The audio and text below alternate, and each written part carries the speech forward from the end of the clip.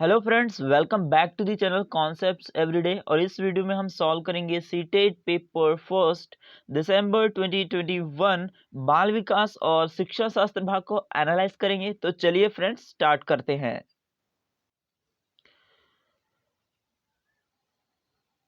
Friends again आपको ध्यान रखना है कि कई बार ऐसा होता है कि एक से दो ऑप्शन सही लगते हैं, लेकिन वहां पर हमको सबसे उचित विकल्प का चुनाव करना होता है। The most appropriate option choose करने होते हैं।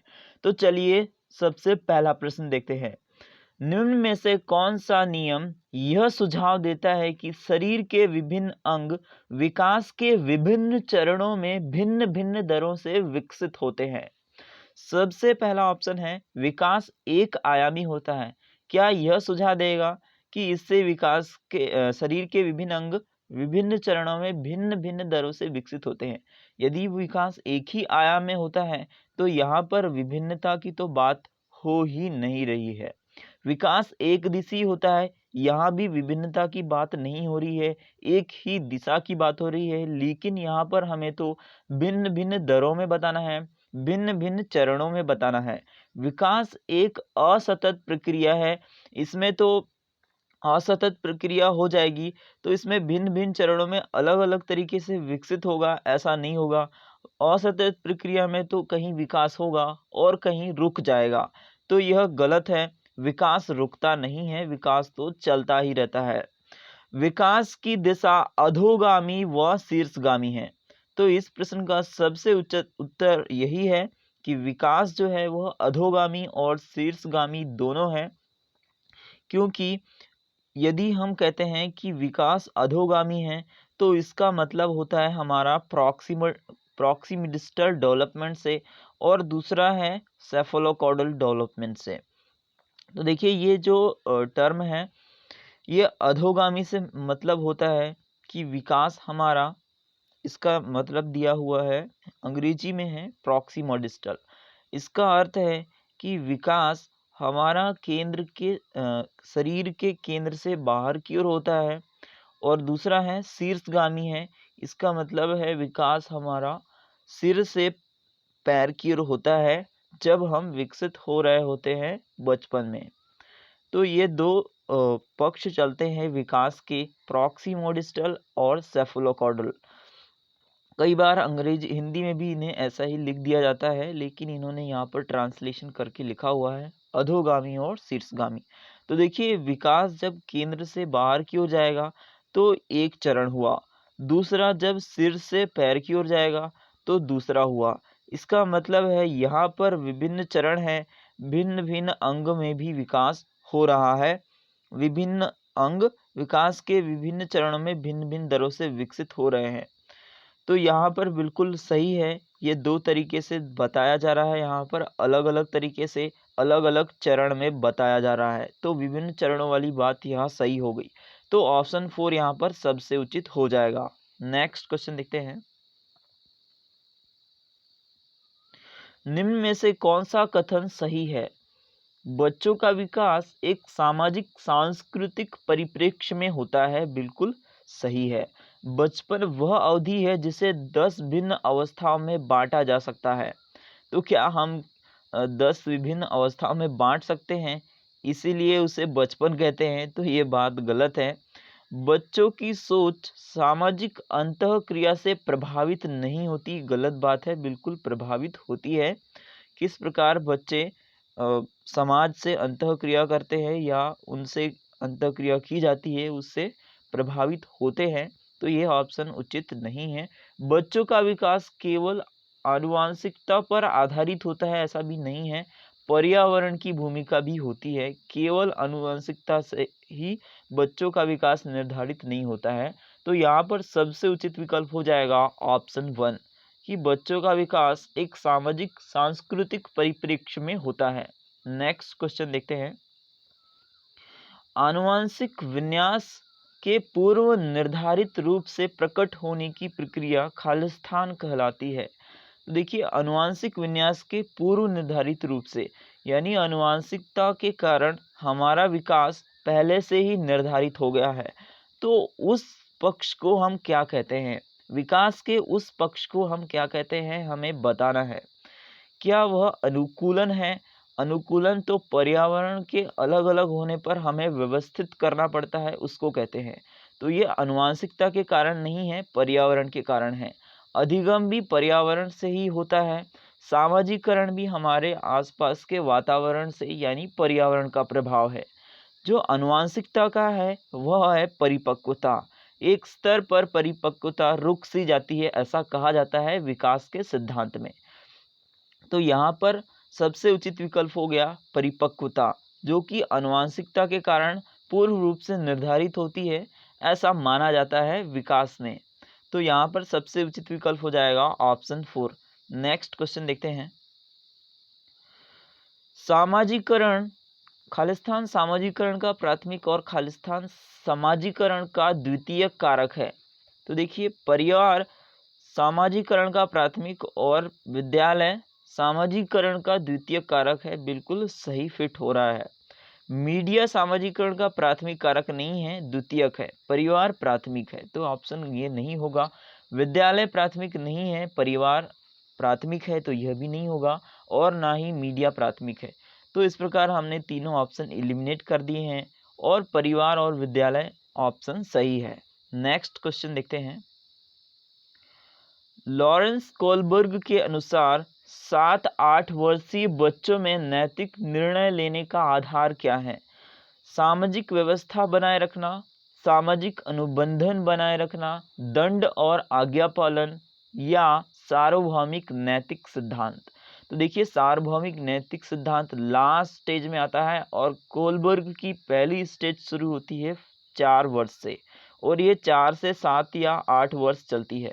और इसमें ये बोलते हैं कि बच्चों की नैतिकता है या नैतिक निर्णय लेने का आधार है, यह दंड और आज्ञा पालन से तय होता है। तो यह इसी अवस्था की बात कर रहे हैं, पूर्व परंपरागत स्तर की। तो यहाँ पर सबसे उचित विकल्प हो जाएगा ऑप्शन 3, दंड और आज्ञा पालन। नेक्स्ट क्वेश्चन देखते हैं। जीन पियाजे के सिद्धांत में क्रमबद्धता किस संदर्भ में प्रयोग हुआ है? वस्तुओं को किसी एक आयाम जैसे लंबाई पर आधारित क्रम देना। बिल्कुल सही है।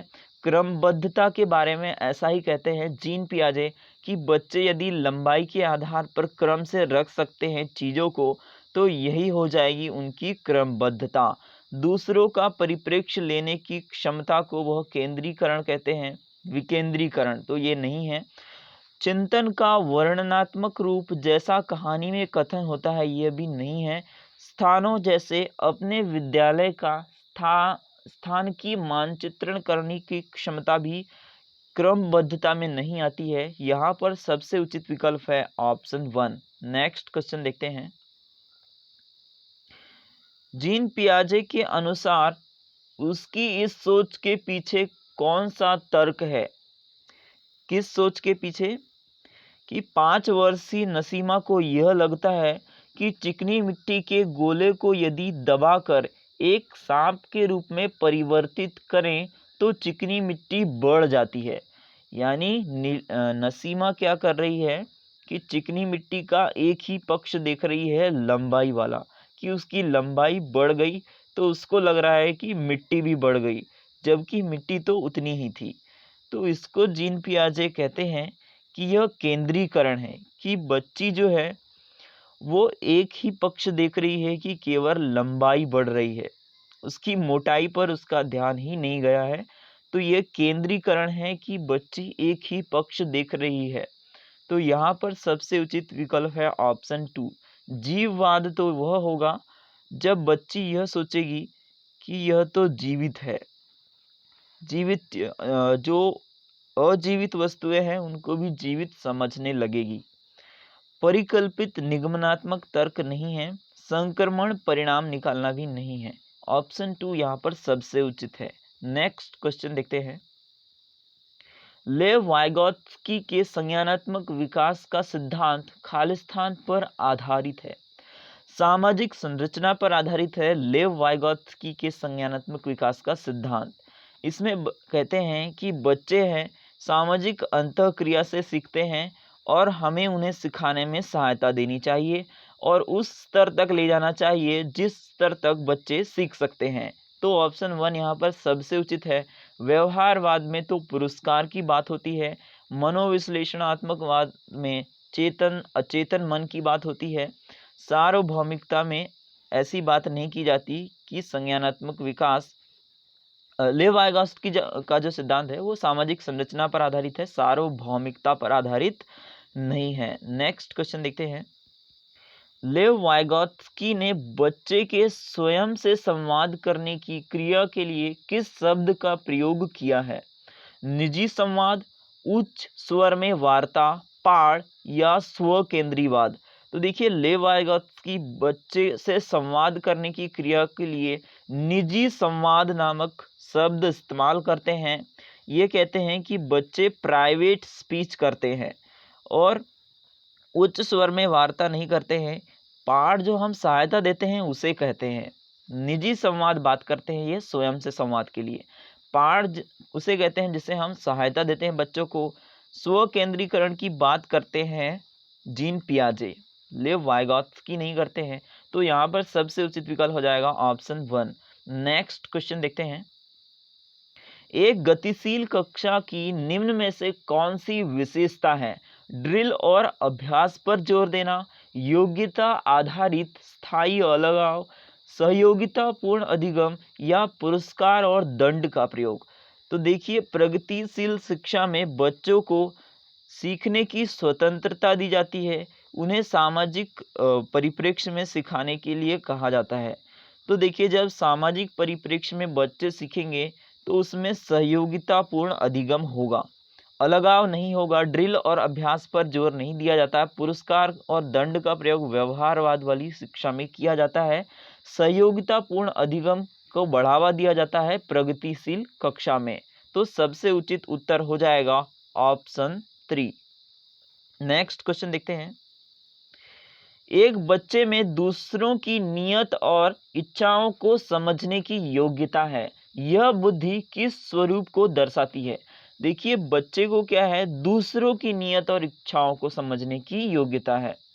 जब दूसरों की नियत और इच्छाओं को समझने की योग्यता की बात होगी या दूसरों की बात होगी तो हम हिंदी में इस्तेमाल करते हैं शब्द अंतरा। अंतरा। और जब खुद के बारे में बात होती है तो हम शब्द इस्तेमाल करते हैं अंतः। हम बोलते हैं ना अंतःकरण, तो यह अंतः खुद के बारे में होता है। तो अंतः नहीं होगा क्योंकि यहाँ दूसरों की नियत और इच्छाओं की बात हो रही है। प्राकृतिक बुद्धि नहीं होती है, ना ही स्थान की बुद्धि होती है। यह होती है अंतरावैयक्तिक बुद्धि, जिसमें हम दूसरों की इच्छाओं भावनाओं को समझते हैं। तो इसका उत्तर हो जाएगा ऑप्शन 2। नेक्स्ट क्वेश्चन देखते हैं। राष्ट्रीय शिक्षा नीति 2020 में किस में से कौन सा कथन प्रस्तावित है? अब बताना है कि कौन सा कथन कहा गया है इस नीति में। अपनी मातृभाषा में शिक्षित होना शैक्षिक और प्रौद्योगिक उन्नति में बाधक नहीं है। गलत है। विद्यालयों को बच्चों को अंग्रेजी भाषा की प्रथम भाषा के रूप में सीखने और बोलने के लिए प्रोत्साहित करना चाहिए। गलत बात है। उनकी प्रथम भाषा तो कोई दूसरी है। आप ऐसा जोर नहीं दे सकते हैं कि आप अंग्रेजी प्रथम भाषा के रूप में सीखिए। राष्ट्रीय शिक्षा नीति 2020 में ऐसा बिल्कुल भी नहीं कहा गया है। बाल विद्यार्थियों के लिए बहुभाषी होने के उच्च संज्ञानात्मक लाभ हैं। बिल्कुल ऐसा ही कहा गया है कि बच्चे जितनी ज़्यादा भाषा सीखते हैं उससे उनका संज्ञानात्मक विकास ज़्यादा होता है। द्विभाषी उपागम विद्यार्थियों में उलझन पैदा करता है और सीखने में बाधा नहीं डालता है। यदि आप एक ही चीज़ को, एक ही कॉन्सेप्ट को दोनों भाषाओं में सीखेंगे तो वह और भी अच्छे से समझ आएगा। तो यहाँ पर सबसे उचित विकल्प हो जाएगा ऑप्शन 3। नेक्स्ट क्वेश्चन देखते हैं। जेंडर भूमिकाएं खालिस्तान हैं। अधिग्रहित व्यवहार, जन्मजात व्यवहार, जैविक संरचनाएं या आनुवांशिक निर्धारित। तो देखिए, जेंडर भूमिकाएं जो समाज के द्वारा बनाई होती हैं कि एक पुरुष क्या करेगा, ये एक महिला क्या करेगी।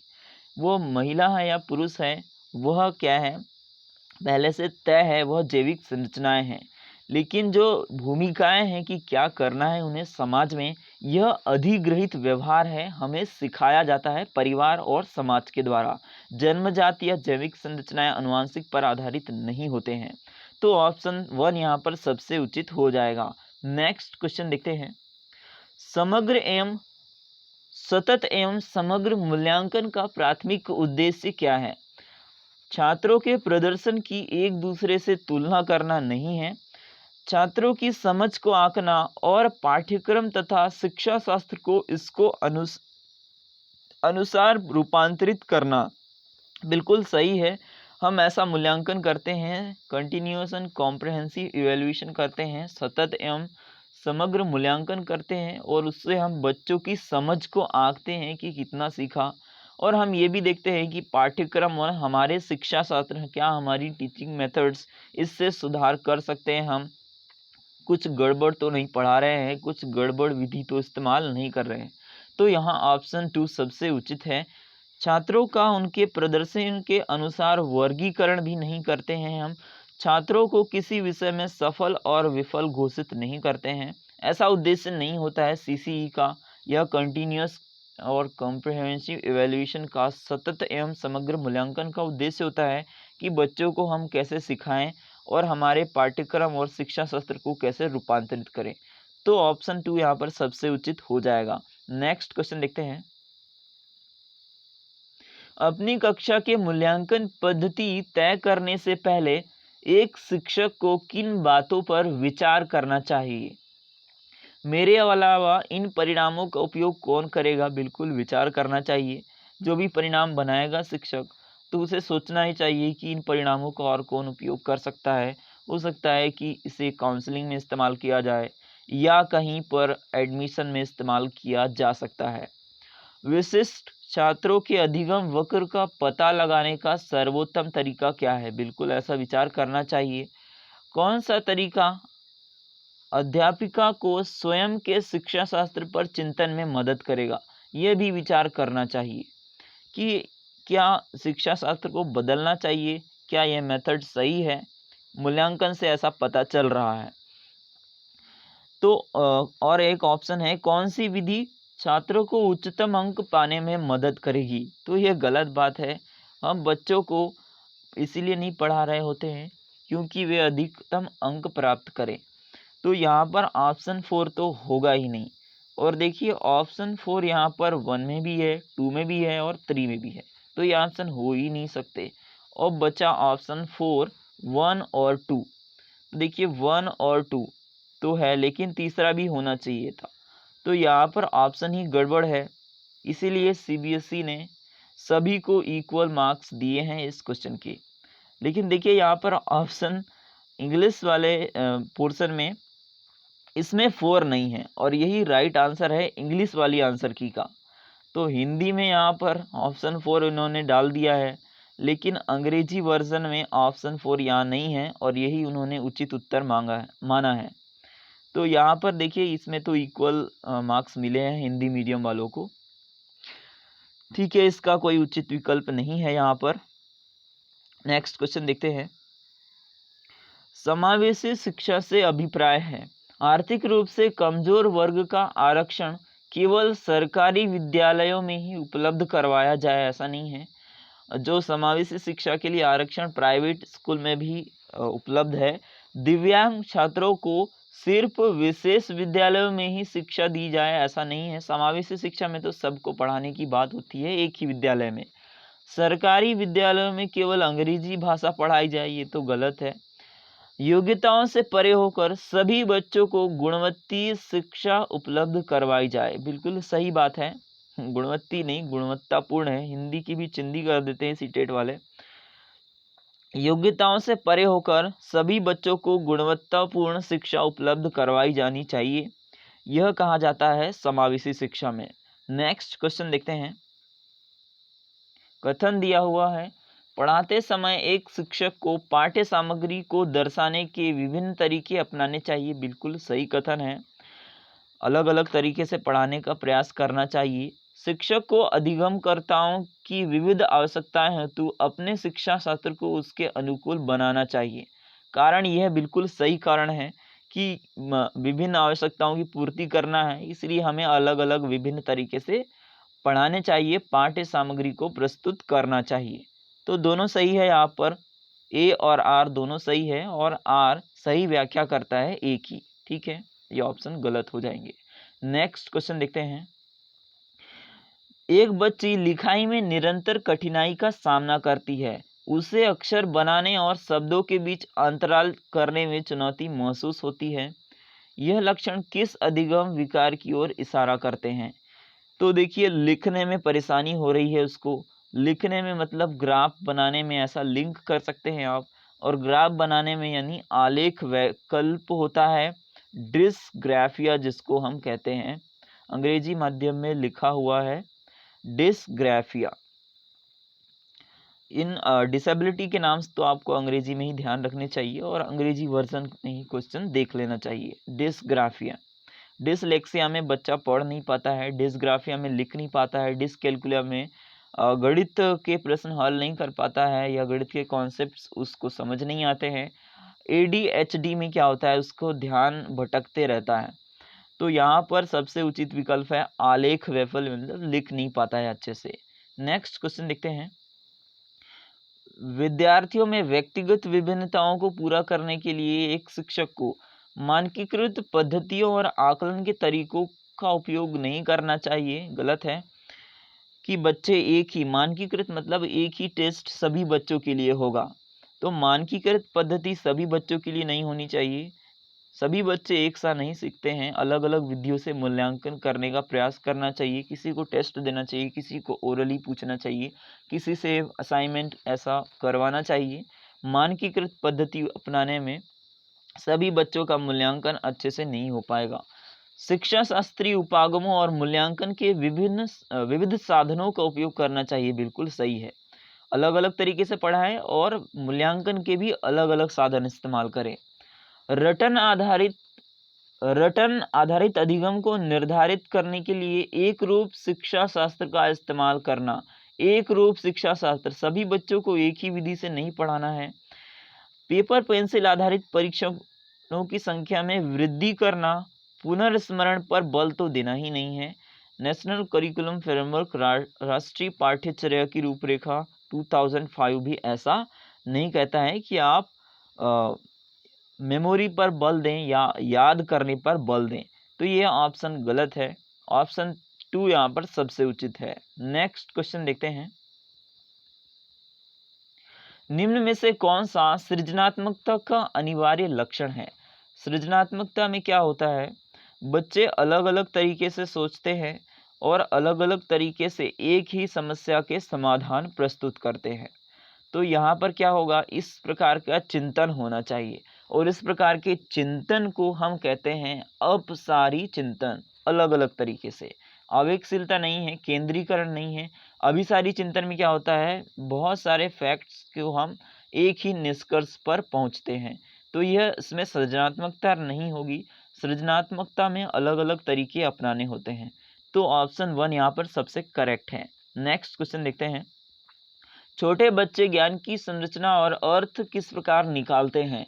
सक्रिय अन्वेषण द्वारा, बिल्कुल सही है, ऐसे ही अर्थ निकालते हैं, ज्ञान का निर्माण करते हैं, खेल के द्वारा भी करते हैं।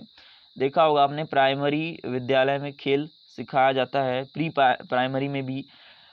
पदार्थों पर क्रिया और प्रयोग द्वारा ये भी है, उनको एक्टिवली उनको प्रैक्टिकल करके दिखाना पड़ता है, तभी उनका अर्थ समझ में आता है। सहपाठियों और वयस्कों के संग सहभागिता द्वारा, बिल्कुल वयस्कों से भी सीखते हैं। तो चारों ऑप्शन सही है यहाँ पर। तो यहाँ पर करेक्ट हो जाएगा ऑप्शन 1। नेक्स्ट क्वेश्चन देखते हैं। एक अध्यापिका बच्चों को फोन नंबर रटने के लिए फोन नंबर के 10 अंकों को 3 से 4 अंकों के समूह में बांटकर याद करना सुझाती है। अध्यापिका द्वारा सुझाई यह रणनीति क्या कहलाती है? तो देखिए, इस प्रकार की रणनीति को हम चंकिंग यानी खंडीकरण कहते हैं। इसमें क्या होता है, दो इस प्रकार के नंबर के हम चंक बना लेते हैं, खंड बना लेते हैं और उसको याद करते हैं, तो जल्दी याद हो जाते हैं फोन नंबर। तो इस प्रकार की रणनीति है, इसको खंडीकरण कहा जाता है। कूट लेखन, स्वागीकरण, अनुकूलन नहीं है। नेक्स्ट क्वेश्चन देखते हैं। निम्न में से अधिगम की कौन सी दशा पर विद्यालयों में सबसे अधिक बल देना चाहिए? किस प्रकार का अधिगम हमें करवाना चाहिए बच्चों को? परिवेश से सहभागिता द्वारा कौशलों और ज्ञान का अर्जन, बिल्कुल सही है। परिवेश से सहभागिता, हमारे आसपास के लोगों से हेल्प लेना चाहिए सीखने के लिए और उनसे कौशल और ज्ञान का अर्जन करना चाहिए। इस पर बिल्कुल अच्छा है, यह सामाजिक संरचनावाद पर आधारित है और एनसीएफ भी यही कहता है कि बच्चों को सामाजिक संरचनावाद पर इस आधार पर सिखाना है। विषय वस्तु को रटने पर सिखाना नहीं कहा जाता है। एनसीएफ भी ऐसा नहीं कहता है। दूसरों का निष्क्रिय अनुकरण नहीं होना चाहिए। उद्दीपन अनुक्रिया संबंधों द्वारा व्यवहार का अनुबंधन, ये तो व्यवहारवाद हुआ। व्यवहारवाद पर ऐसा नहीं कहा जाता है। एनसीएफ भी नहीं कहता है कि आप व्यवहारवाद के अनुसार पुरस्कार या दंड के अनुसार ये सब सिखाइए। ये सबसे ज़्यादा हमें विद्यालयों में बल देना चाहिए। नेक्स्ट क्वेश्चन देखते हैं।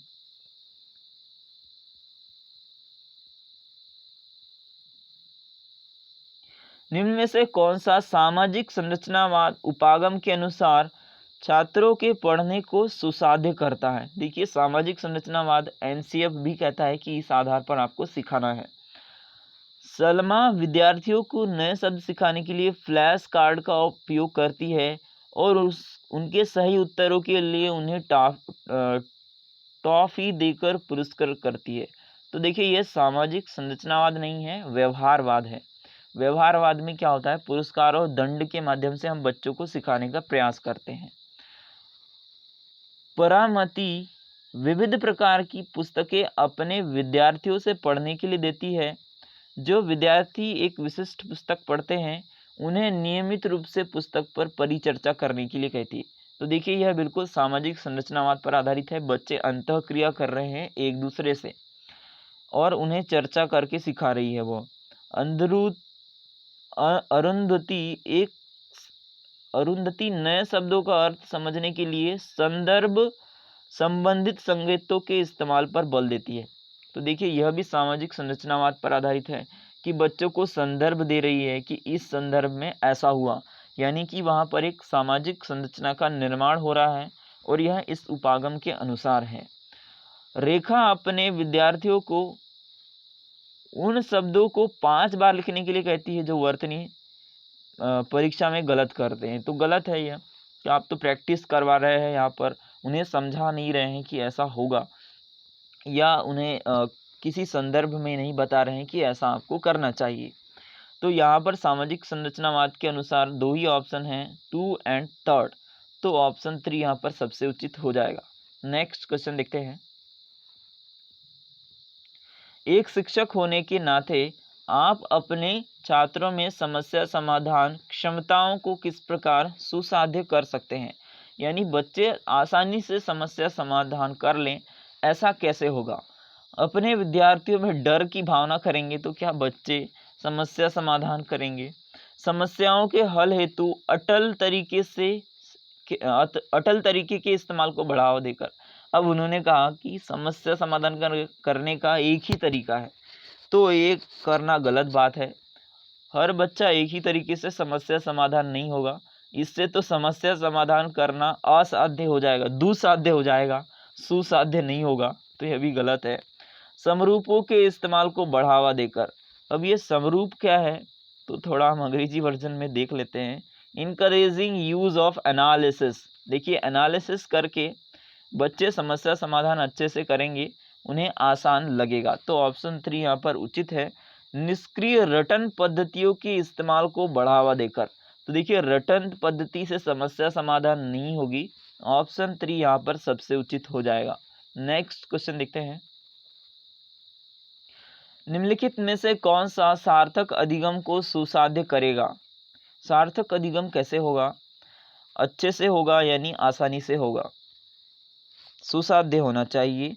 कक्षा में संदर्भ रहित अधिगम को बढ़ावा देंगे। संदर्भ से रहित कर देंगे आप, हटा देंगे संदर्भ को, तो वो सुसाध्य नहीं होगा, दुसाध्य हो जाएगा। एक समस्या पर विविध तरीकों से विचार करने के लिए प्रोत्साहित करना, बिल्कुल सही है। अभी हमने देखा था, ये तो पिछले प्रश्न का ही उत्तर जैसा हो गया कि विविध तरीके से सोचेंगे तो ये सुसाध्य होगा एनालिसिस करके। रट्टा मारकर सीखने को प्रोत्साहित करने से नहीं होगा। शिक्षक द्वारा श्याम पट पर लिखे गए उत्तरों को नकल करने से बच्चे समस्या समाधान करना या सार्थक अधिगम होना ये समझ में नहीं आएगा, बच्चों को तो रट ही लेंगे, इससे सार्थक अधिगम सुसाध्य नहीं होगा। तो ऑप्शन 2 यहाँ पर सबसे उचित हो जाएगा। नेक्स्ट क्वेश्चन देखते हैं। अगर विद्यार्थी अपने कार्य की सफलता को आंतरिक कारणों पर आरोपित करते हैं तो उनमें खालिस्तान की भावना उत्पन्न होगी। शर्म, गुस्सा, गर्व, उत्कंठा। तो देखिए शर्म तो नहीं आएगी क्योंकि खुद से वे सफलता प्राप्त कर रहे हैं। गुस्सा भी नहीं आएगा, गर्व होगा उनको कि हमने खुद से ही सफलता प्राप्त की है। उत्कंठा ऐसा भी नहीं होगा। नेक्स्ट क्वेश्चन देखते हैं। शिक्षा के प्राथमिक स्तर पर बहुसंवेदनी उपागम के इस्तेमाल को प्रोत्साहित करना चाहिए, क्योंकि अब देखिए प्राथमिक स्तर पर क्या करना चाहिए, बहुसंवेदी उपागम इस्तेमाल करना चाहिए, अलग अलग तरीके से पढ़ाना चाहिए कि बच्चों की सभी इंद्रियों का इस्तेमाल हो। यह अधिगम को अधिक प्रभावशाली बनाता है। बिल्कुल सही बात है। यह कुछ बच्चों को शिक्षा से वर्जित करने का मौका देता है, गलत है। यह अध्यापक की निर्देश अवधि का काफ़ी समय बचाता है। समय तो नहीं बचाता है क्योंकि अलग अलग तरीके से पढ़ाना पड़ता है तो थोड़ा समय लगेगा ही। तो यह ऑप्शन नहीं है। यह बच्चों में आज्ञापरायणता पैदा करता है, गलत बात है। बच्चों की हर इंद्रियों का इस्तेमाल होता है और अलग अलग तरीके से बच्चे सीखते हैं जिससे अधिगम और अधिक प्रभावशाली बन जाता है। तो यहाँ पर ऑप्शन 1 सबसे उचित हो जाएगा। नेक्स्ट क्वेश्चन देखते हैं। बच्चे अक्सर विभिन्न संकल्पों के बारे में वैकल्पिक संकल्पनाएं और भ्रांतियां गठित कर लेते हैं कि मेरे साथ ऐसा हुआ क्योंकि पहले कुछ गलत मैंने किया था या कुछ सही मैंने किया था इसलिए मेरे साथ कुछ अच्छा हुआ। ऐसे कुछ भ्रांतियां या वैकल्पिक संकल्पनाएं गठित कर लेते हैं। इस संदर्भ में कौन सा कथन सही नहीं है? यह एक अध्यापिका को बच्चों द्वारा गठित वैकल्पिक संकल्पनाओं और भ्रांतियों को सख्त रूप से हतोत्साहित नहीं करना चाहिए, उन्हें क्वेश्चन करना चाहिए। यही सही नहीं है कि ऐसा नहीं करना चाहिए कि हतोत्साहित कर रही हैं, सख्त रूप से उनसे प्रश्न करना चाहिए, लचीले रूप से प्रश्न करके उन्हें इस प्रकार की भ्रांतियों को दूर करने का प्रयास करना चाहिए, सख्त रूप से नहीं करना चाहिए। बच्चों और वयस्कों में वैकल्पिक संकल्पना और भ्रांतियों का गठन बहुत ही स्वाभाविक है। ये तो सही बात है, हमें बतानी थी जो बात सही नहीं है, तो यह सही बात है। ऐसा तो हो जाता है। एक अध्यापिका को निश्चित रूप से इन वैकल्पिक संकल्पनाओं और भ्रांतियों पर गौर करना चाहिए क्योंकि ये सीखने सिखाने की प्रक्रिया में महत्वपूर्ण है। बिल्कुल सही बात है, ऐसी भ्रांतियां बच्चों को हो जाती हैं और ये सीखने सिखाने में काम भी आती हैं, तो ऐसा उन्हें गौर करना चाहिए, देखना चाहिए और उन्हें प्रश्न करके हटाने का प्रयास करना चाहिए, सख्त रूप से नहीं हटाना चाहिए। वैकल्पिक संकल्पनाओं और भ्रांतियाँ सदैव निराधार नहीं होती हैं, कुछ न कुछ आधार लेकर बनी हुई होती हैं। बच्चे कुछ न कुछ आधार लेकर बनाते हैं। बल्कि बच्चों को अपने आसपास की दुनिया के बारे में सहज समझ को दर्शाती है, उनकी क्या क्या समझ है उसको दर्शाती हैं और इस प्रकार इन भ्रांतियों को प्रश्न करके शिक्षिका को हटाने का प्रयास करना चाहिए, हतोत्साहित नहीं करना चाहिए, सख्त रूप से। तो ऑप्शन 1 यहाँ पर सही हो जाएगा कि ये सही नहीं है। नेक्स्ट क्वेश्चन देखते हैं। निम्न में से कौन सा परिप्रेक्ष्य यह कहता है कि ठोस प्रलोभनों और पुरस्कारों द्वारा विद्यार्थियों को सीखने के लिए अभिप्रेरित किया जा सकता है? तो मानवतावादी परिप्रेक्ष्य नहीं कहता है, व्यवहारवादी कहते हैं ऐसा कि बच्चों को प्रलोभन और पुरस्कारों से हम सिखाने के लिए प्रेरित कर सकते हैं। संज्ञानात्मक सामाजिक सांस्कृतिक परिप्रेक्ष्य ऐसा नहीं कहता है। इस प्रकार फ्रेंड्स हमने सीटेट पेपर 1 दिसंबर 2021 का जो एग्ज़ाम डेट इस डेट पर हुआ था सॉल्व कर लिया है। आई होप यह सॉल्यूशन आपको पसंद आया होगा। यदि पसंद आया है तो चैनल को सब्सक्राइब ज़रूर करें और लाइक बटन पर क्लिक ज़रूर करें और मुझे सपोर्ट करना है तो लिंक कमेंट बॉक्स में दी हुई है, आप वहां से सपोर्ट कर सकते हैं। Thank you.